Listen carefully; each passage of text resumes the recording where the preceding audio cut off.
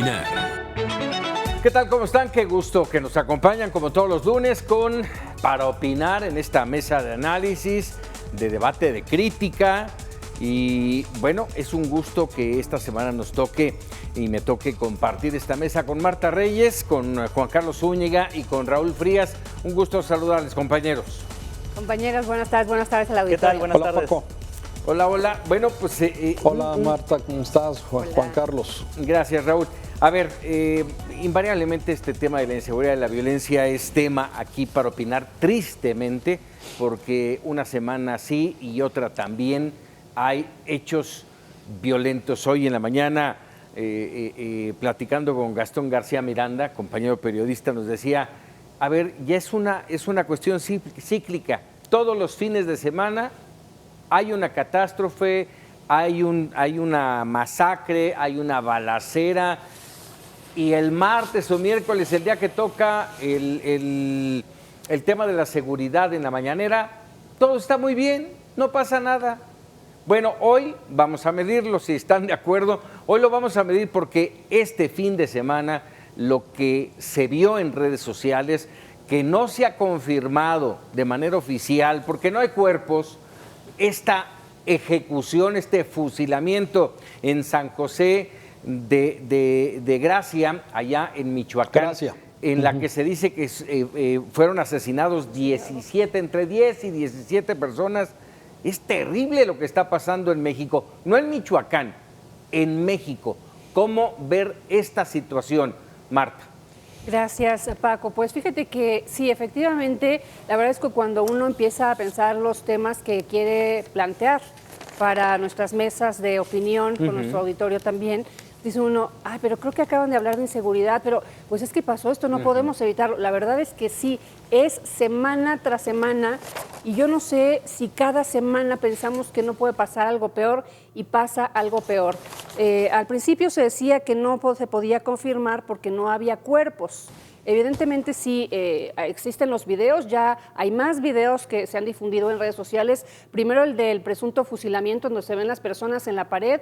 Ya salieron otros videos en donde se ven dos personas sí muertas en el piso. Hay otro video donde se ven cuerpos apilados en una camioneta. Y me parece que el punto fundamental de esto es la conferencia que dio el fiscal hace un rato, en donde sí se confirma que dentro de las bolsas que encontraron, que había productos de limpieza, también se encontró masa encefálica. Entonces creo que, como dicen por ahí, si hace como pato y camina como pato, pues es que es un pato. Algo sucedió en Michoacán. Y a mí me preocupan muchas cosas. Me preocupa evidentemente que esto pueda suceder y que esté sucediendo en México a la luz del día, y que la verdad no dudemos cuando comienzan a salir los videos, no lo pongamos en duda, porque nos preguntamos, esto nos sorprende.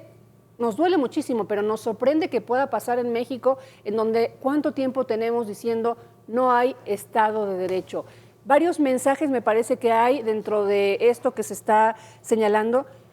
¿Por qué en Zacatecas el crimen organizado deja los cuerpos? ¿Y por qué en Michoacán se los lleva? ¿Qué mensaje le está dando a la autoridad con levantar los cuerpos y dejar unas bolsas por ahí? ¿Por qué se tardaron los pobladores en avisar? En fin, hay muchas preguntas, pero creo que coincidimos todos en que México duele la indolencia y la indiferencia de las autoridades, porque vemos las conferencias y es lo único que nos deja. Muchas dudas. Esta parte de la limpieza, yo no recuerdo, honestamente, si ustedes me dicen, sí, ya había pasado, yo no recuerdo en México una limpieza de una zona, de una zona de un crimen, que se limpie, que tenga que el criminal tenga ese detalle, déjenme decirlo así, de limpiar. Lo he visto sin duda en las series policíacas americanas, en que no falta el limpiador.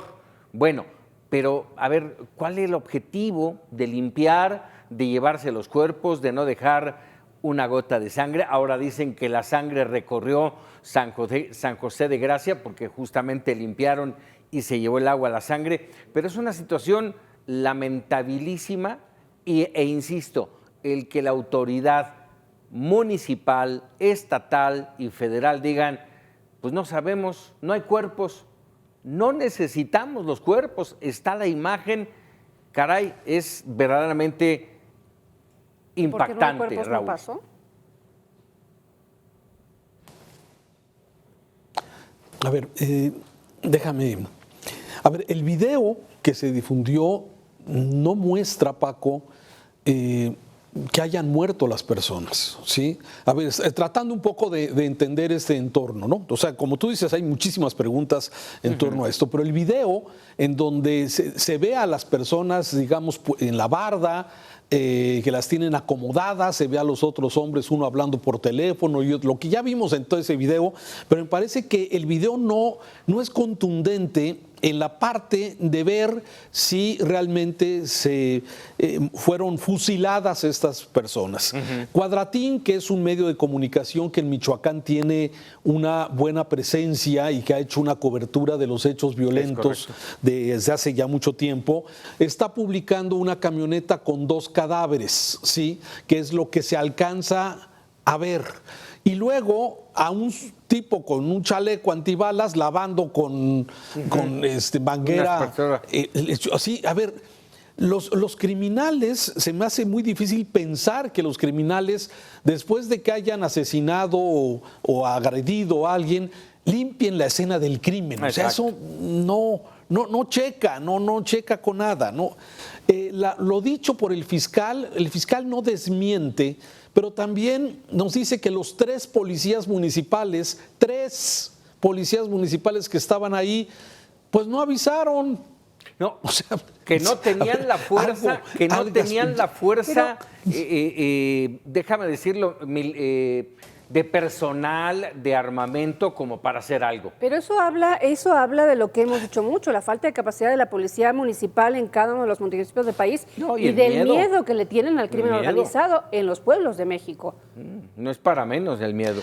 Eso, es que es el posicionamiento de estos grupos que son los dueños de los pueblos, son los que de alguna forma se han posesionado. Pero bueno, independientemente de esto, a mí me parece que el hecho de violencia, dando por hecho que esto va a tener que clarificarse en algún momento.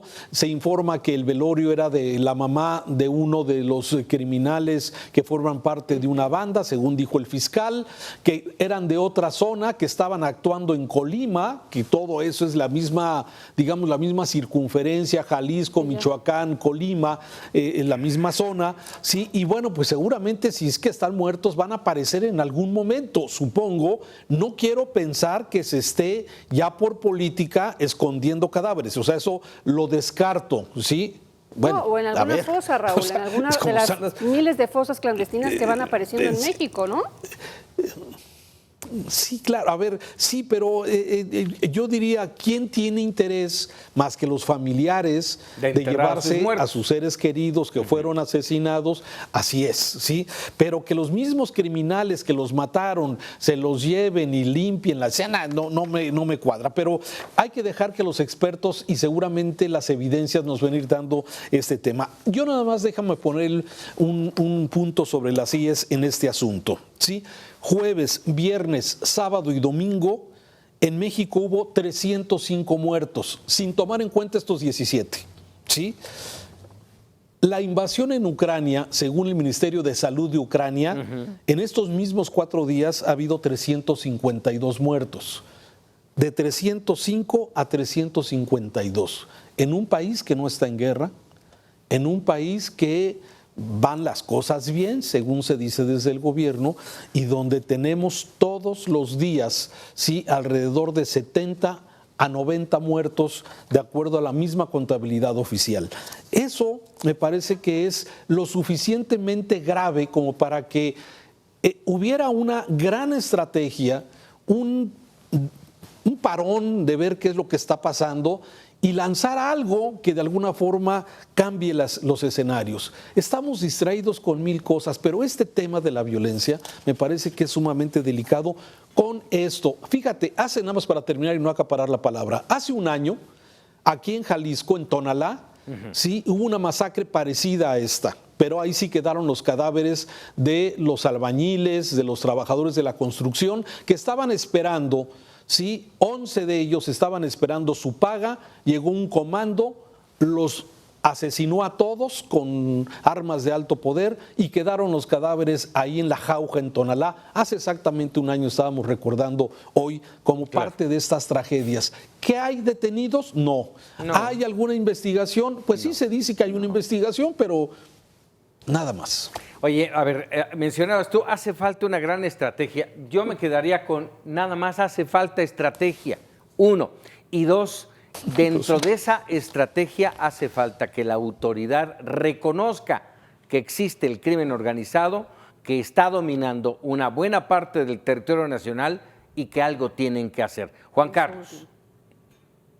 Y quizá la respuesta en los próximos días es que van a reforzar la seguridad de San José de Gracia. Seguramente irán más elementos de la Guardia Nacional, irán elementos de la Marina, irán elementos de la Policía Estatal del Estado de Michoacán. Habrá un operativo impresionante para rastrear a los posibles responsables, pero sin detenerlos. Lo que sí me llama la atención es que los fiscales y las autoridades, cuando ofrecen información sobre este tipo de acontecimientos, ubican muy bien a los cárteles en disputa. Si tienen esa información tan precisa, ¿por qué no son capaces de prevenir un evento de esta naturaleza? Porque el fiscal del Estado de Michoacán pues le puso nombre y apellido, ¿no?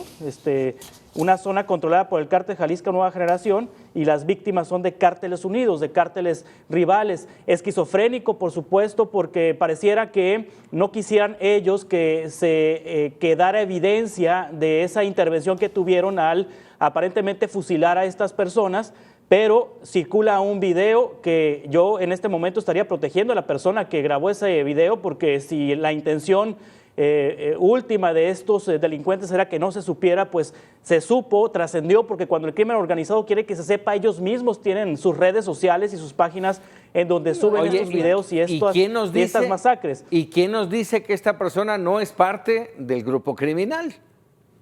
Sí, también apenas ellos saben, apenas ellos saben, apenas si los detienen y los interrogan y dicen la verdad y la autoridad informa con veracidad, vamos a ver la intención que tuvieron. Igual esto puede ser que ocurra de una manera más frecuente. La diferencia es que quedó grabado y se divulgó a través de las redes sociales. Estas poblaciones alejadas de los centros urbanos, los poblados que se encuentran en la sierra, enclavados en territorio donde hay trasiego de droga o donde están asentados los criminales, son territorios dominados por el crimen organizado, y es muy frecuente que ocurran este tipo de situaciones y no se reporten, porque no trascienden, porque no hay autoridad que lo investigue, porque los pobladores tienen miedo, tienen terror. Sí, tienen terror, tienen miedo. Es comprensible que estos 3 policías municipales de aquí, pues cómo se van a enfrentar a estos monstruos o cómo se van a atrever a reportarlos, porque las consecuencias pueden ser fatales para ellos y para sus familias. Se comprende también que la autoridad municipal se haya tardado tanto en reportarlo, porque pues no siente la confianza quizá la autoridad municipal, a menos de que esté coludida o quizá esté coludida, de reportarlo esto a una autoridad estatal o a una autoridad federal. Y bueno, son pueblos sin ley, son regiones sin ley, en donde la diferencia en esta ocasión es que quedó asentado en un video y tuvimos conocimiento, fuimos testigos de lo que ocurrió a través de un video. Oye, ¿cuántos eventos de esta naturaleza no pasan y se quedan sin ser documentados? Oye, Juan Carlos, que empezabas tu intervención diciendo que seguramente vamos a ver en los próximos días el anuncio de un despliegue de la Guardia Nacional, del Ejército, etcétera, para reforzar. Digo, la verdad es que ¿hace cuánto se anunció el despliegue en Michoacán? Hace poco, cuando la gente de Aguililla y de toda esta zona justamente demandaba un poco más de seguridad, porque decía, nos están dejando solos. Creo que no tiene ni 2 meses que se enviaron refuerzos del ejército mexicano a Aguililla, que es también el estado de Michoacán. Sí, por eso, pero se mandan a municipios. Oye, ¿sí? Yo no sé, y los tienen que estar moviendo. Me van a perdonar la comparación, pero yo no sé si se acuerdan de este juego que tenía uno un garrote y le pegaba de acuerdo a donde salía el castor. Así me parece que está la estrategia. Aquí sale el castor y entonces le pegas y después descuidas ese hoyito. Me parece que así está la estrategia del gobierno federal. Perdón por los familiares de las personas que fallecieron o fallecen en México con esto. Así es, Raúl. Sí, a ver, sí, no, yo sigo pensando que las evidencias que tenemos con los datos que se publican de la misma autoridad, ¿sí? Los discursos del presidente López Obrador en un principio de abrazos no balazos y que no se iba a perseguir al crimen y que todo lo que se ha dicho, ¿sí? y simplemente no hay ninguna acción en concreto que más Guardia Nacional, pero ya no sé si en Zacatecas ahí va la Guardia Nacional, que sucede algo allá en Sonora, en Caborca, ahí va la Guardia Nacional, que sucede ahora aquí en San José de Gracia, en Michoacán, ahí va la Guardia Nacional, que es allá en Tepalcatepec, ahí va la Guardia Nacional. La verdad es que, bueno, aquí mismo en Jalisco, cuando vemos en las avenidas saliendo de los cuarteles a la Guardia Nacional, muy bien posesionados, las camionetas muy bien, siempre un elemento ahí artillado con una metralleta al frente. Pero pues cuando llegan a los eventos es porque ya pasaron los eventos, llegan simplemente a tomar nota de esto. Entonces, no hay algo que de alguna funcione. A ver, si el exsecretario de Seguridad, el señor Durazo, sí, en Sonora, tiene estas broncas con lo que sucedió en Caborca, que es lo mismo, 19 camionetas cargadas con sicarios, con hombres armados, sí, que se posicionan, llegan 4 o 5 horas en una ciudad, balacean, secuestran, levantan y pues ahí va la Guardia Nacional al día siguiente. Eso es una desgracia lo que está pasando. Ahora, esto que mencionaba Juan Carlos hace un momento de después sabremos quién es el que sacó este video. A ver, son mensajes, Recordemos que también el crimen organizado se maneja vía mensajes. Déjenme decirlo así, es un mensaje claro a la autoridad, ¿sí? De quién manda en la zona y quién puede hacer qué y qué dejar de hacer. Sin mayor problema, sin mayor problema. ¿Cuántos días les gusta que vamos a tener este tema y después nos vamos a olvidar, la propia autoridad lo va a olvidar y no vamos a tener datos claros de lo que pasó allá en San José de Gracia, Raúl? Sí, es que es una tras otra. O sea, ahorita estamos con este tema. Mañana vendrá seguramente otra masacre, un tiradero de cadáveres, con todo respeto lo digo, desde luego para las víctimas y sus familias. Sí, pero eso es exactamente lo que está pasando. O sea, una masacre tapa a la siguiente masacre y a la siguiente masacre y no se resuelve absolutamente nada. Y pero, las prioridades, ¿no? Insisto, las prioridades, porque el gobernador, esto pasó ayer domingo, el gobernador estaba hoy aquí en la Ciudad de México, en la Cámara de Diputados, en los foros de la reforma eléctrica. Si pasó eso en tu estado, te quedas ahí, ya sé que tú no eres el que va a investigar, tienes obviamente tu equipo, pero tú eres el responsable de ese estado y el que tiene que quedarse a entender y a apoyar a la gente o que se sienta la gente apoyada. Pero no, la prioridad del gobernador es estar aquí con el tema de la reforma eléctrica, que es interés del presidente, ¿no? Ahora bien, yo creo que también ha pesado mucho el culiacanazo. El culiacanazo se ha quedado como un estilo de respuesta por parte de las autoridades de seguridad, porque en Culiacán hubo una orden para no enfrentar a los delincuentes, a no enfrentar a los hijos del Chapo Guzmán, a no enfrentar esta circunstancia porque iba a provocar derramamiento de sangre. Y ahorita que Raúl citaba el caso de Caborca, ahí sí se reportó oportunamente. Se reportó inclusive antes de que ingresara el convoy al municipio de Caborca. Se reportó por parte de traileros que observaron en la carretera cómo se estaba conformando este convoy, que hay unas versiones que dicen que son 19, 20 carros. El alcalde de Caborca llegó a mencionar 40, 50 carros, pero se empezó a conformar horas antes. Había aviso a la autoridad y la autoridad estaba enterada desde mucho antes. Llega este convoy, atacan viviendas, levantan personas que, por cierto, levantaron personas que la autoridad no reconoce como tal porque no hay denuncia. Hubo denuncia de 5 y sí, el crimen organizado soltó 5, pero de los que levantaron y no hubo denuncia, pues quién sabe cuántos fueron, porque hubo testigos de que hubo más levantones. El asunto es que no llegó, habiendo ahí un cuartel de la Guardia Nacional, habiendo ahí un cuartel del Ejército Mexicano, habiendo ahí una base de la Policía Estatal de Seguridad, habiendo ahí policía municipal mucho más numerosa que este municipio del estado de Michoacán. Es decir, pareciera que los dejan pasar y dejan ser bajo la justificación de no provocar una carnicería. Bueno, tan solo veamos cuántas horas tuvieron que haber pasado en San José de Gracia después de esta ejecución levantar cadáveres, limpieza del lugar, de la zona, ¿sí? ¿Cuánto tuvo que pasar para que llegara la autoridad y no encontrara nada? Sí, unas bolsas, ¿no? O sea, la verdad es que hasta esto es mensaje, ¿no? Limpiaron todo, pero dejaron unas bolsas con productos de limpieza y con masa encefálica, según palabras del propio fiscal. Yo lo veo como mensajes. Sí, terrible, terrible, terrible. Yo no sé si el crimen organizado realmente esté retando a la autoridad. Me da la impresión que no hay ni siquiera esa intención de retar a la autoridad. Si el que te lleven y te dejen 10 cadáveres enfrente del Palacio Municipal en Zacatecas, sí, a ver, es una muestra de poder, es una muestra de que hago lo que quiero y ni siquiera hay ningún tipo de intervención de la autoridad. Sí, aquí en lo de Michoacán no creo que haya ni siquiera el interés de mostrar, de retar a la autoridad de alguna forma en este sentido. Lamentablemente, cada vez que pasan este tipo de hechos, bueno, se confirma lo dicho por aquel embajador de Estados Unidos en México, de que había regiones completas en este país que son comandadas, que son autoridad los criminales, y la autoridad no está haciendo absolutamente nada. Porque eso es donde hay este tipo de tragedias, Paco, pero también hoy Mega Noticias estaba documentando el número de muertos que hay todos los días, de acuerdo con los datos del secretariado. Y eso me parece que es dramático. Por ejemplo, aquí en Jalisco, sí, todos los días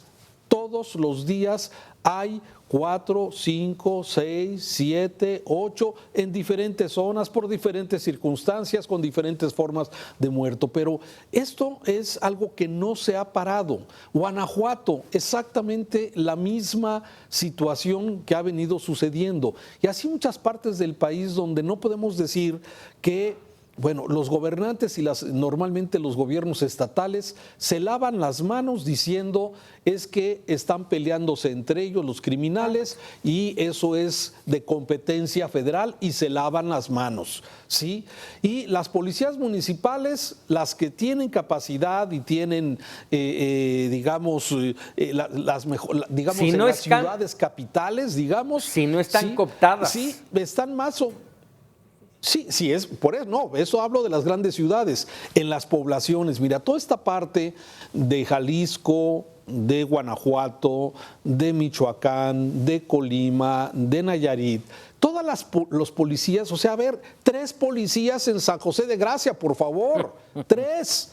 O sea, ¿qué puede hacer 3 policías para cuidar una población de criminales que andan con AK-47, fusiles 30-30, en fin, de diferentes calibres? O sea, ¿qué puede hacer? Pues entonces, lo más seguro es que estén cooptadas, lo más seguro es que mejor les pasan su lanita y de alguna forma no van a hacer el trabajo de confrontar, de cuidar a la ciudadanía. Y las policías estatales sí están haciéndolo con muchos trabajos luego de que se acabaron los subsidios del gobierno federal y con ese discurso de que no me corresponde, que es cuestión federal porque es del crimen organizado. Y entonces estamos los ciudadanos a expensas de pues no toparte, como en Colima, que la gente no sale porque no se vaya a topar en una balacera cuando vaya al pan, cuando vaya a las tortillas, sí, porque no sabes qué va a suceder en cualquier momento, hombre. Así es, así es. Y también hay una base social, ¿no? Hay una base social que respalda a la delincuencia, sobre todo en estos municipios pequeños, en estos poblados pequeños, las ciudades, estos pueblos, no ciudades, estos pueblos, estas rancherías, estas comunidades rurales tienen una economía vinculada al crimen organizado, es decir, el hotelito del pueblo, la farmacia del pueblo, el restaurante del pueblo, la farmacia, el changarro del pueblo, pues viven del dinero que circula ahí y además, pues ya hemos visto cómo en los meses de diciembre, enero, los propios cárteles de la droga pues les regalan despensas y regalan útiles escolares cuando hay inicio de ciclo o regalan electrodomésticos a la población. Es decir, también hay una base social que sería interesante estudiar y cómo esta base social pues no va a llamar para reportar a un delincuente o no va a llamar ni va a testificar en un juicio contra un delincuente. A ver, déjenme ya nada más por último preguntarle, Marta, en todo este entorno hemos hablado de la autoridad, de la policía, de las autoridades locales y municipales, de la misma sociedad, el papel de los medios, ¿cuál debe de ser? ¿Mostrar esto que hoy lamentablemente estamos viviendo? Híjole, fíjate que justo estaba yo pensando hace un ratito cuando comenzó la llamada guerra del narco de Calderón, la lucha contra el narco. La verdad es que determinado medio creció muchísimo justamente porque mostraba, era el único en ese tiempo, Milenio, que mostraba imágenes tan fuertes y tan duras y que hablaba constantemente de la nota roja. Los medios nos guardábamos en el tema de justamente los códigos de ética que se tienen y de respeto, obviamente, a las familias de los deudos, pero de repente me parece que el tema de la nota roja nos empezó a ganar en la agenda y empezó a convertirse en la normalidad. Y yo digo, no podemos... Creo que sí estamos en una disyuntiva respecto a si documentar o no lo que sucede. Yo creo que sí documentarlo, pero sí me parece, no podemos olvidar el tema del respeto a las familias, porque todas esas personas que mueren en el país diario tienen una familia.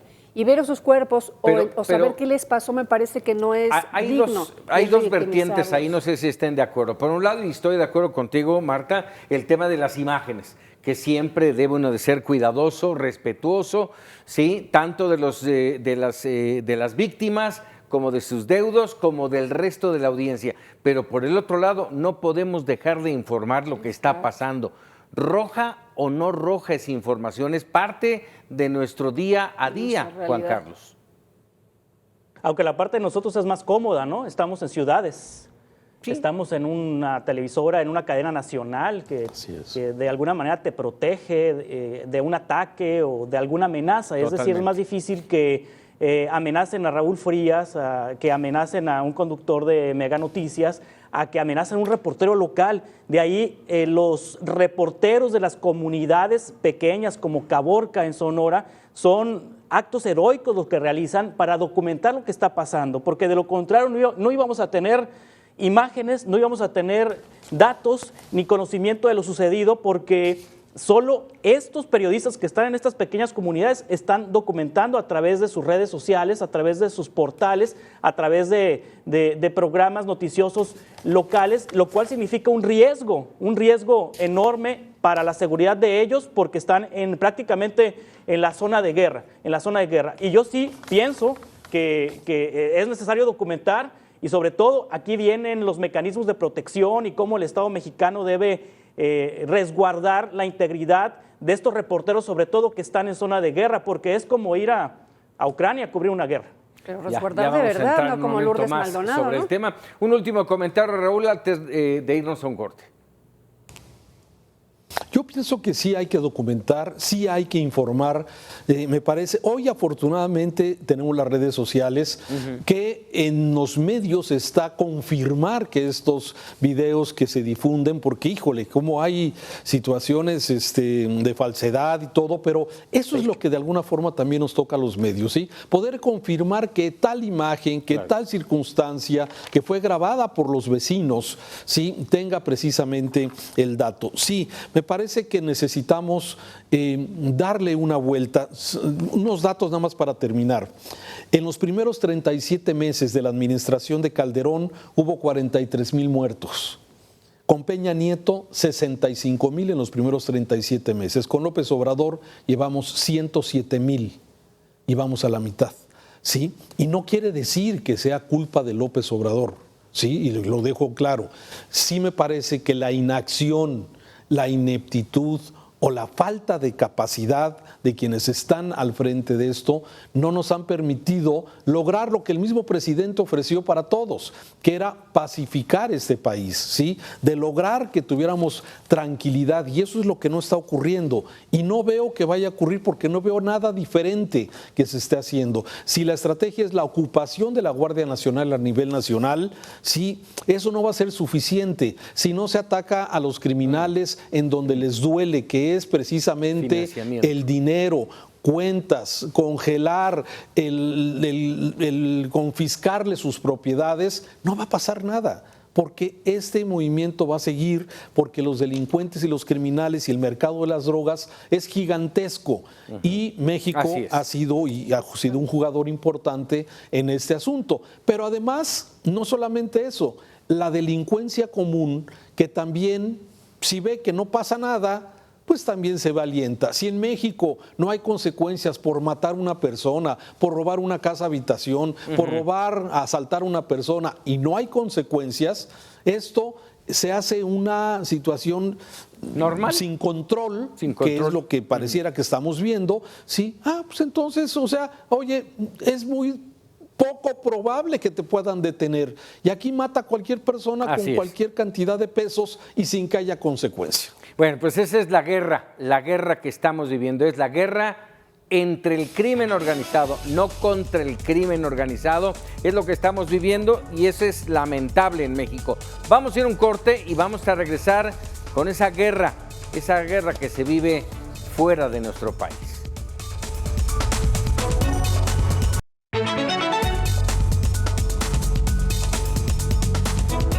Ya estamos de regreso para opinar y le decía, vamos ahora con esa guerra que se vive fuera de nuestro país, concretamente entre Rusia y Ucrania. 5 días ya de iniciada esta operación militar, que déjenme decirles, sí, a lo mejor es especial, porque es una guerra convencional, aquello que seguramente muchos de nosotros decíamos, ya no vamos a ver a los soldaditos caminando por las calles, a los tanques lamentablemente destruyéndolo todo a su paso, pero eso es lo que está pasando. 5 días que no esperaba, yo en lo personal, no esperaba ver a Ucrania surgiendo de entre sus cenizas, fuerte, enfrentando, ganando en algunos fragmentos de esta guerra, pero también hay que decirlo, por eso decía, guerra convencional. Rusia no ha entrado con lo que es su fuerte, con el armamento pesado, no ha entrado a destruir las ciudades y lo único creo que busca en este momento es hacerse de la capital y del líder de los ucranianos, que es todo un ícono, sin duda. Juan Carlos. Efectivamente, y además hay una guerra comercial, hay una guerra económica, además de la guerra en el terreno con balas y con tanques y con aviones, hay una guerra económica y hay una guerra en redes sociales, una guerra de propaganda entre Oriente y Occidente, y entonces de pronto se dificulta tener toda la información y todos los datos. Bueno, finalmente ahorita no sabemos cuántas bajas hay de cada nación, porque cada nación maneja datos distintos. En el caso de Ucrania maneja oficialmente algunos datos, pero en el caso de Rusia no sabemos exactamente sus datos. Calladito. Porque es a partir de fuentes anónimas que podemos conocer cuáles han sido sus bajas y cuál ha sido la repercusión. La otra, la guerra comercial, la guerra de los castigos económicos hacia Rusia, en donde ahorita en este momento en Rusia no se puede activar ninguna tarjeta de crédito o de débito del extranjero porque está cortado, suspendido el sistema financiero, este sistema informático que conecta los mundos bancarios, los mundos financieros de todo el mundo, y probablemente entre China ahí también a auxiliar en el aspecto financiero a Rusia para que no tenga este aislamiento financiero que padece. Es una guerra que, decían los expertos, terminaría este fin de semana con la toma de Kiev y con la toma del gobierno de Ucrania, pero que ha resistido gracias al ejército y a la población. Hay una guerra civil también, hay una guerra de guerrillas dentro de Ucrania en donde la población está respondiendo, y además hay que decirlo, con el financiamiento y con el equipamiento de países de la Unión Europea que han estado dotando de elementos armamentísticos al ejército de Ucrania. Creo que los que han pronosticado sobre el futuro de esta guerra se han equivocado, que decían que este fin de semana terminaba. Hay voces que indican que va a terminar este miércoles, inclusive hasta con fecha de que el día 2 de marzo ya Putin iba a declarar ese ganador de la guerra y obtener el control. y sí representa también un enorme reto para los medios de comunicación para informar con veracidad lo que está pasando en esta zona, porque desde la versión oriental hubo motivaciones que tuvo el gobierno de Putin o el mismo Vladimir Putin durante los últimos años para proteger su frontera ante la amenaza de los países de Occidente. Sí, bueno, ahí la bandera se llama Volodymyr Zelensky. En el momento, ese es mi pensamiento, en el momento que caiga en manos del ejército ruso, en ese momento se habrá terminado la guerra, no antes, pero habrá que ver la reacción de Occidente para ver qué es lo que va a pasar, Marta. Pues mira, yo creo que Occidente ha sido calificado por los analistas como tibio respecto a sus respuestas o a sus advertencias, ha ido como en aumento respecto a las sanciones a Rusia, pero no creo que realmente Occidente vaya a tener una acción, por ejemplo, militar. O sea, la verdad es que más allá de darle ese apoyo económico para que se fortalezca es que con eso Ucrania, no creo que haya porque ahorca Rusia, ¿eh? Sí, pero no creo que se vayan a arriesgar, especialmente porque Ucrania nunca terminó de sumarse a la OTAN. Ahorita sí está exigiendo como de urgencia sumarse a la Unión Europea, que evidentemente lo haría más fácil su entrada a la OTAN, pero bajo los reglamentos de la OTAN, en el artículo 5 sí está que con cualquier país miembro que se meta a un país extranjero van a actuar.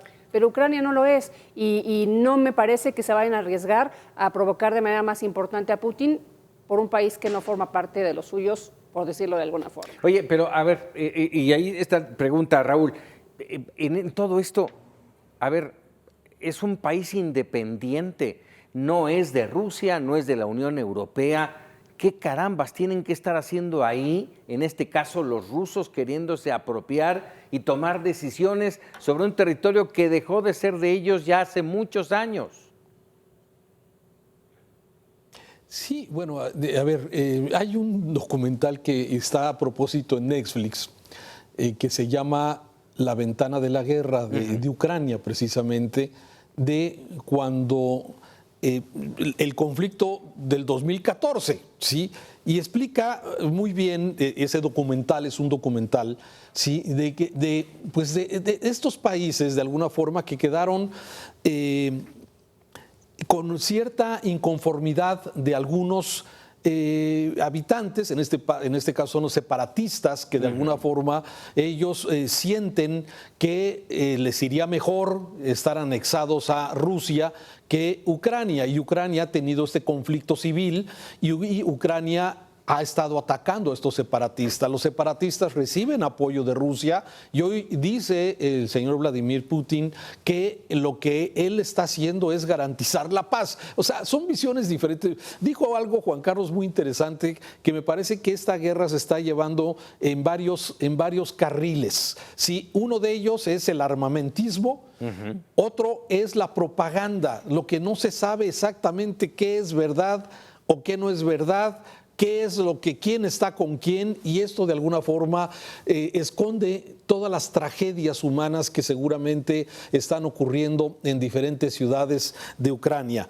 Me parece que también la participación de Occidente ha sido cautelosa, ¿sí? No tibia, como dice Marta, no ha habido uno pensaría que el gran poderoso, junto con los aliados en Europa Occidental, pues pondrían en paz a Vladimir Putin, pero esto no está ocurriendo, como que están dejando pasar por lo menos hasta ahora. Entonces, sí veo que esto tiene varias características, pero déjame abordar a mí el tema que me parece, además de la desgracia de las víctimas mortales y lo que está pasando mal, esa fotografía que seguramente la vieron de una mujer en un abrigo de Ming, ¿sí? Afuera de un edificio destruido, sí, es muy significativo las tragedias que están pasando en esto. Pero, ¿cuáles son las consecuencias? Y aquí es a donde, independientemente de que seguramente los que pronosticaban cómo iba a evolucionar, esto de alguna forma, Paco, tiene consecuencias mundiales. Luego de la pandemia y luego de la crisis económica provocada por la pandemia, no acabamos de salir de la pandemia y ya estamos el mundo metido en este conflicto con consecuencias para globales, todos, aunque globales. Aquí en México se diga que no. Claro, globales. Globales. Me gustaría, antes de entrar a ese tema, si me lo permites, Raúl, a mí me gustaría, hoy el tema de Mega Noticias es un tema que además queda perfecto. El papel del Servicio Exterior Mexicano, del Servicio Exterior Mexicano. ¿Cómo ha actuado? A mí, en lo personal, déjenme decirles, el trabajo que ha hecho esta mujer, Olga García Guillén, embajadora de México en Ucrania, ha sido extraordinario. No opta a que haya por ahí negritos en el arroz, alguno que otro mexicano que diga no me han hecho caso, pero mayoritariamente esta mujer se ha echado al hombro a los mexicanos, ha sacado a 200 familias de mexicanos, ya están muchas de ellas en Rumania, otras en Polonia, y ella sigue allá adentro, en Kiev, ¿sí? Déjame decirlo así, en el sótano de su casa, como oficina, como vivienda y como protección para ella y para 3, 4 trabajadores más de la Embajada Mexicana. A mí en lo personal creo que es un ejemplo de lo que debe de ser el Servicio Exterior Mexicano, Marta. Sí, yo creo que sí es digno de reconocimiento, pero la verdad es que si uno lo piensa en realidad, pues es que es lo que debería suceder. ¿Para qué está una embajada en otro país? ¿Para qué hay consulados en otros países? No son adornos, no son solamente reuniones y fiestas mexicanas en otros países. Es justamente el auxilio a las comunidades mexicanas en esos países. Entonces creo que sí es de resaltarse, pero es como el tema de la vacuna que dices, ay, gracias al gobierno, no, pues es un asunto que tiene que suceder porque esas son las obligaciones. Te digo, no sin obviamente reconocer a esa mujer específicamente que sí sabe cumplir su obligación en lugar de decir quiero que me saquen de ahí, ¿no? Hay que entender que no están rotas las relaciones entre México y Rusia y entonces, ni con Ucrania mucho menos, entonces siguen las relaciones y siguen las embajadas. Y respecto a otros lares o a otros aspectos de la relación o de la actuación de política exterior de México, bueno, creo que lo hemos dicho hasta el cansancio en diferentes foros, lamentable el papel de nuestro país, ya no quiero usar la palabra tibia, pero sí me parece que ha sido bastante falto de definición hasta que la embajadora de Ucrania en México se lo dijo, ahora sí que cara a cara a Marcelo Ebrard en un tema, en una entrega de cartas credenciales, etcétera. El gobierno mexicano se pronunció realmente en una condena. Antes, alegando el tema de la doctrina Estrada, decía no vamos a intervenir, pues no está bien que invadan, pero nosotros nos vamos a mantener pues en la política de no intervención, ¿no? A mí eso me da mucha pena que no hayamos podido condenarlo como parte del bloque económico y de los respetos a los derechos humanos que se supone que hay en México. Juan Carlos.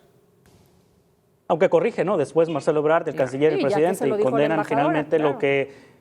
Exactamente, corrige, a diferencia de otros gobiernos latinoamericanos que pues han sido tibios realmente y no han ni siquiera condenado la intervención rusa o no se atreven ni siquiera a mencionar a Rusia. Ni siquiera mencionan por su nombre a Vladimir Putin. Bueno, yo creo que aquí hay que destacar de la embajadora Olga García, que es de carrera del Servicio Exterior Mexicano, es diplomática de carrera. Ahora, en el contexto de las... Exactamente, de la polémica que ha generado la serie de nombramientos del presidente López Obrador para consulados y embajadas en el país, en donde han ido políticos o han ido personajes que no están vinculados con el servicio exterior. Creo que aquí se fortalece el servicio exterior mexicano y la premisa de tener diplomáticos de carrera creo que queda demostrada con la actuación de la embajadora en Ucrania. Me parece que debemos resaltar esa parte y que el Servicio Exterior Mexicano está haciendo lo que le corresponde y está haciendo su trabajo. Sí, coincido con Marta, no hay que felicitarlos porque es su deber, pero es que pocas veces las autoridades hacen y cumplen con su deber que cuando lo realizan, pues sí merecen una palomita, ¿no? Por sobre todo, y dijiste algo muy claro, Juan Carlos, es una mujer con carrera en el Servicio Exterior Mexicano. No hay muchos. Exacto. No hay muchos. Entonces ella tiene una carrera y sabe qué es lo que tiene que hacer y bueno, qué gusto que esté ahí, qué gusto. Pero bueno, tocaba un tema hace un momento, Raúl, y me parece también muy, muy importante. Hoy el presidente decía, no habrá repercusiones en México por lo que está pasando en Ucrania. Y las repercusiones ya están: petróleo, gasolinas, gas, la parte económica, se han caído los mercados. ¿Qué pasa con los granos, del cual pues, es un gran granero Ucrania para el mundo? ¿Cómo ver todo esto sin repercusiones, Raúl? Es inexplicable. Bueno, sí, es entendible lo que está pasando. Sí, un presidente que está desconectado de muchas cosas y que precisamente puede hacer una declaración así sin que pase absolutamente nada, en que pueda decir que el conflicto de Ucrania y Rusia no está afectándonos. Sí, basta ver el precio de la gasolina. Ayer cargué gasolina a mi automóvil, sí, estaba en 23.90, sí, el litro. Sí, entonces dices, y insiste en que no se han aumentado los precios de la gasolina, ni del gas, ni de ningún combustible, cuando la evidencia pues, nos dice estamos pagando. Por lo menos costaba 19 pesos cuando empezó la administración. Estoy hablando de la gasolina roja, ¿eh? Sí. Sí, y hoy vale casi 23, ¿sí? Entonces, dices, ¿de dónde? En fin, oye, me parece que seguimos en ese discurso. Con el tema de la gasolina, Sí, nada sí, más, Raúl, nada más, permítame interrumpirte en esto, porque si la verde que usa gran parte de la población mexicana no ha subido, no es porque no esté impactando, es porque el gobierno está subsidiando completamente este tema del IEPS. Sí, claro. Y entonces, pero ahí decir, bueno, ahorita lo está pudiendo subsidiar, pero después, ¿de dónde van a salir esos fondos? No estaba en el presupuesto. Claro. ¿De dónde se está sacando ese dinero que va a destapar otro hueco? ¿El gas también? Sí, ¿Cuánto es que te está costando cargar México, gas? Claro, México está obteniendo más recursos por la exportación de petróleo, porque está casi en $100, 90 y tantos estaba la mezcla mexicana, sí, y esto de alguna forma son más recursos, pero mismos recursos que se van a ir para subsidiar precisamente el precio de las gasolinas, que aún con el IEPS ha tenido este cambio, estos incrementos. Entonces, sí, no nos podemos abstraer, no nos podemos limitar y hacer declaraciones así de sencillas en el sentido de que no va a suceder nada. Sin embargo, sí, hay otras señas. Por ejemplo, el mismo presidente en la mañana señalaba que ya dio instrucciones al secretario de Turismo para que Aeroflot, que es la línea aérea rusa, pues pueda seguir entrando a México, o sea, saliéndose del bloqueo que estaban generando. A ver, y no critico esa acción, me parece que México en una política abierta de no intervención, sí, está bien. Oye, a ver, nosotros aquí recibimos los aviones, recibimos los cruceros, en fin, todo esto. Pero lo que me parece que a veces hay mucha incongruencia porque no es un trato parejo para todos. Y el mismo canciller, Marcelo Ebrard, ha tenido que estar tragando sapos, ¿sí? Por este gobierno personalísimo del mismo presidente, donde él decide que sí y que no, al margen de sus secretarios, como ya hemos visto en muchas ocasiones, con la asistencia del representante de Nicaragua, con el nombramiento de Salmerón, con el nombramiento en Barcelona de la exgobernadora de Sonora, con Quirino en España. La lista es larga, ¿no? Oye, ahorita que mencionas bueno, lo que pasa es que la inconformidad es con Putin, ¿no? La inconformidad es con el gobierno ruso, no con los ciudadanos de Rusia. Es decir, una cosa es Putin y otra cosa son sus ciudadanos. De hecho, hay ciudadanos que han salido a manifestarse. Yo me imagino ¿qué responsabilidad tienen los ciudadanos de Rusia que no pueden sacar dinero en el banco ahorita, o que van a tener escasez, o que no pueden viajar al extranjero? Es decir, sí, pero es una forma de presionar al gobierno de Putin, es una forma de presionar al gobierno de Putin. Es como si nos preguntáramos por qué contra las zonas habitacionales en Ucrania. Claro que no tendrían por qué ser, pero es una forma de presionar a un gobierno a atacar a sus pueblos. Cuando se le empiezan a cerrar... No que digamos que México lo tenga que hacer, ¿eh? No me refería a eso, pero explicaba el tema. Cuando se le empiezan a cerrar, por ejemplo, los cielos a los rusos en diferentes países del mundo como una medida de presión para que y de repudio ante la invasión y esta sangrienta, de alguna manera, intromisión sobre Ucrania, México sale a aplaudir en un tuit con su secretario de Turismo, Miguel Torruco, a aplaudir a Aeroflot, su llegada a Cancún, ¿sí? Y a decirle, esperamos pronta conectividad. Lo tuvo que bajar. ¿Por qué? Pues porque no está adaptado a la realidad, a lo que está pasando. Qué bueno que viene Aeroflot, sí, pero no es el momento para felicitarlo. Ya cuando se normalice todo, vemos. En este momento, México debe ser de una sola pieza, ¿sí? Y si condenamos, condenamos todo o no condenamos nada. No sé qué piensen. Yo entiendo perfectamente lo que estabas diciendo, Juan Carlos, y creo que de alguna forma esa es la lógica que está siguiendo el gobierno con poner ese tuit que puso Torruco y que efectivamente tuvo que bajar porque las redes sociales se le fueron encima. Entonces, evidentemente pienso lo mismo, o sea, ¿por qué los ciudadanos tendrían que pagar las decisiones de un gobierno? Pero también entiendo que en política esa es la forma de presionar a un gobierno. Si no se le cierra el mercado financiero a Rusia, si no se le debilita en ese sentido, pues entonces no van a reaccionar porque no están siendo afectados. Entonces, me parece que ahí va. Obviamente en política el fondo es forma y entonces no tenía que haber puesto el tuit efectivamente el secretario. Sabemos que tener turismo ruso a México pues nos favorece, como nos favorece turismo de cualquier parte del mundo, ¿no? Claro. Raúl. Pero yo creo que es más profundo que eso, Marta. Me parece que es más profundo que el simple bienvenido a Aeroflot. Me parece que esto tiene una connotación que el presidente la ha manejado bien como símbolo, ¿sí? Es una confrontación al imperialismo yanqui, básicamente, a lo que de alguna forma es un discurso que vende muy bien políticamente, internamente en nuestro país, ¿sí? Y declarar de esa forma. Entonces, a mí me parece que sí le estamos dando como poner incómodo a nuestro vecino, poner incómodo a nuestro socio comercial, poner incómodo en esta relación tan compleja de entre México y Estados Unidos, sí, que tenemos que no ser sumisos, pero también mostrar cierta independencia. Entonces, yo veo que más bien viene por ahí, aunque se sale de todo digamos, esta orquesta internacional de condenar la invasión militar de Rusia a Ucrania. O sea, me parece que hay cosas de fondo que más van en este sentido que realmente en cuestiones prácticas. Bueno, fuimos por el señor, por Evo Morales, fue por el que fuimos directamente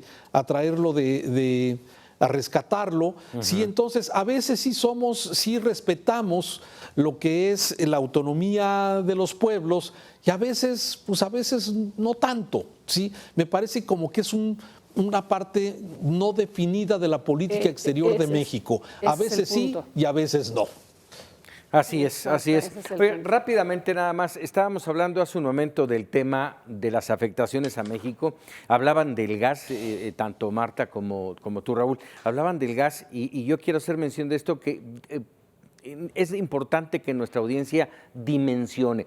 Le cerraron, le suspendieron el Nord Stream 2, este gasoducto enorme que va de Alemania a Rusia o de Rusia a Alemania, como lo quieran ver, y uno diría, bueno, pues es problema de los rusos. Ojo, surte de gas a Europa. Si no le llega gas a Europa, van a buscar, entre otros, el gas de Texas. Ese gas de Texas es el que nosotros compramos y compramos mucho. Y entonces nos vamos a ver en la necesidad prácticamente de estar peleando por el gas con un enorme sobreprecio. Así las cosas para nuestro país. Acordarnos lo que pasó cuando las heladas y que justamente se tuvo problema con el gas allá en Texas, que hubo apagones importantes en México, entonces no estamos aislados. Justamente viene un encarecimiento de ese tema y ya por eso el presidente anunció que se van a echar a andar las hidroeléctricas, se va a poner el carbón, en fin, para poder satisfacer la demanda de energía eléctrica, aunque diga que no nos va a afectar, ¿no? Claro. Raúl, Juan Carlos, ¿algún comentario más sobre este tema? Bueno, también los granos, ¿no? Hay afectaciones globales. A ver, vamos con Juan Carlos, si te parece, Raúl. Adelante, Juan. Sí, Vamos. bueno, México es uno de los grandes compradores, importadores de granos de Ucrania. Habrá también una demanda en México que no se va a satisfacer porque la oferta va a reducir y eso va a provocar que México busque ese grano en otras partes del mundo, que ese grano haga falta y entonces los precios comiencen a subir en un contexto de una inflación no vista en los últimos 20 años. Creo que en la parte de los granos, donde dependemos del exterior, sobre todo en trigo y en maíz, es un asunto que puede impactar y va a impactar en los bolsillos de los mexicanos eventualmente. Ahora sí, Raúl. Entonces, si hay afectaciones, o sea, entonces no sé de dónde saca el presidente que no va a haber afectaciones cuando aquí los tres coincidimos, los cuatro, en que ahí está la afectación directa, ¿no? O sea, en fin, seguimos presentando dos Méxicos diferentes. Dos visiones distintas. Así es, Raúl. Vamos a hacer una muy breve pausa y regresamos para opinar.